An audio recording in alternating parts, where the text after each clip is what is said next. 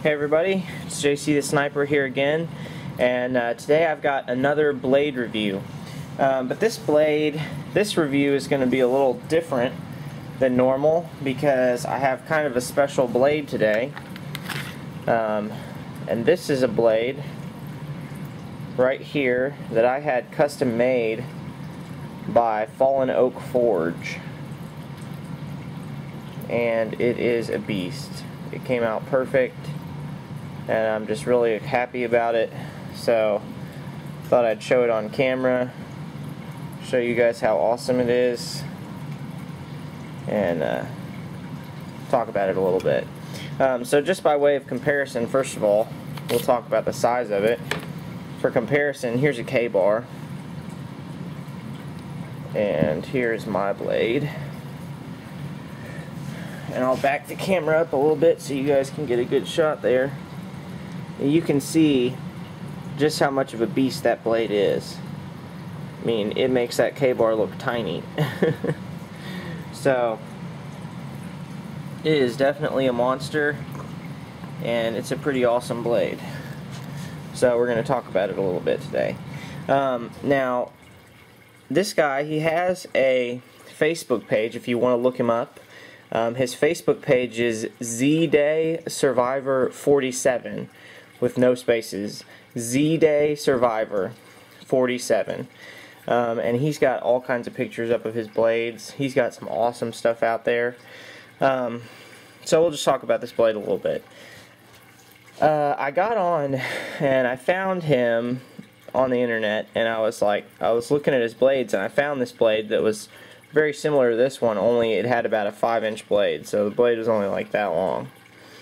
And I've been looking for a good blade to put in my combat gear, you know, just to have as like a dedicated fighter. And I didn't want a 5-inch blade, but I really liked the way the blade looked, and I really liked the double edge feature and some of the other things going on with it. It didn't have the pommel striker on the original. But anyway, I really liked it, so I contacted him and I asked him, you know, is there any way we could possibly make a blade similar to that one, but with about a 9-inch blade and a pommel striker and a few other things that I wanted. And he got right on it, and now we have this. So he builds all his blades out of 5160 high carbon steel. So it's a pretty good steel, not high rust resistance, but it's a high quality steel, and it'll be tough, and as long as you take care of it, it'll be fine. He puts this nice patina on here. He does a lot of different finishes, but I got this natural patina look because number one, it helps with rust resistance, and number two, it makes it a little bit, you know, it's not as standout-ish. If you had it out in a combat environment, it's not as reflective, it's not as noticeable. So, you know, a couple reasons for that.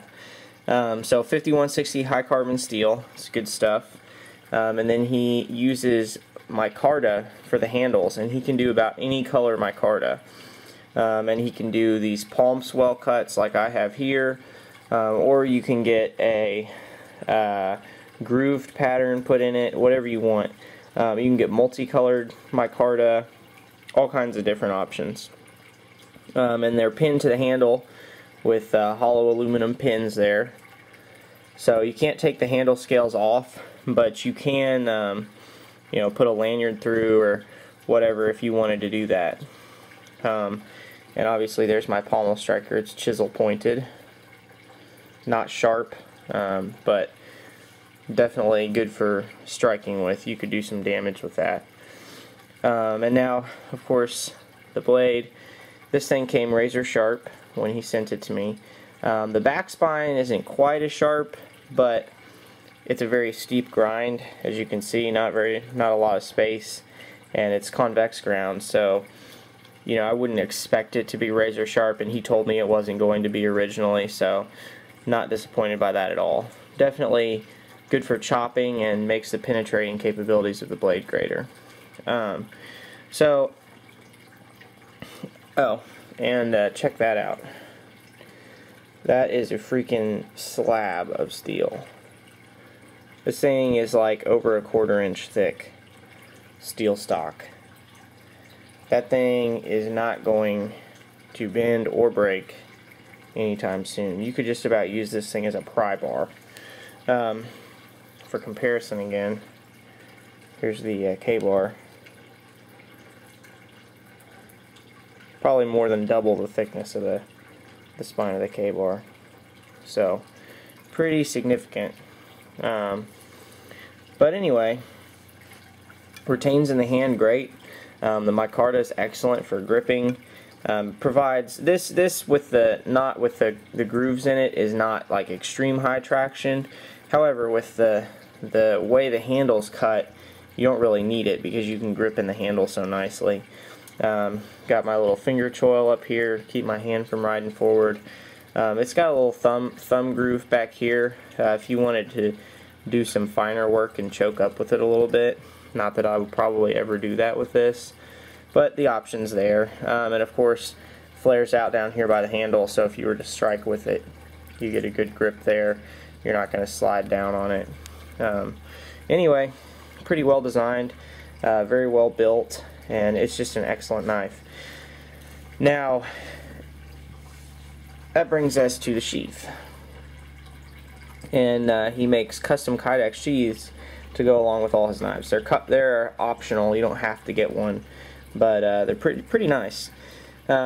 Riveted construction and molded to your knife, and then he can put on molly locks or tech locks, whatever you want.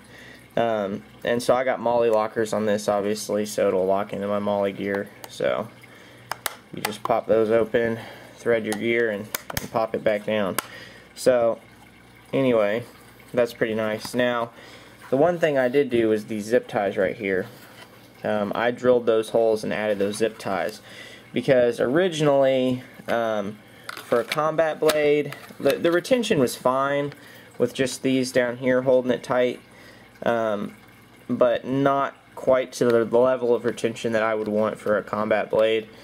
So I drilled these holes here, added these zip ties. I'll probably change them out for black ones at some point in the future, but drilled those holes, put those zip ties on there, and it just holds the sheath a little bit tighter and keeps it in there absolutely solid. So, and you can see here how it's locked in around the swell there in the grip. So works great. It retains well, but if you give it a good solid pull, it comes right out. So just about perfect once I added those zip ties, and I'm not offended by that. You know, if I had sent it back to him and told him, hey, I want this tighter, he would have done it. But I didn't want to mess around with it. It wasn't a big deal for me to just drill those holes and put those on there, and I didn't see any reason to return it to him and make him do it when I could do it myself so easily. So anyway, that's the knife. He names all his blades.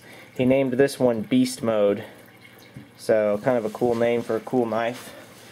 Zoom back out here for a second so you can get another full shot of it.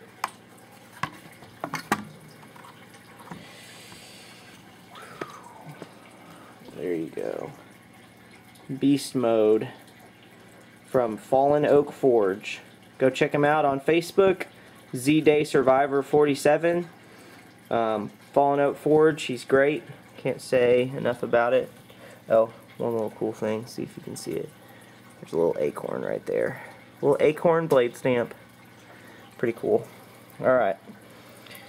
That's it for this one. JC the Sniper signing off.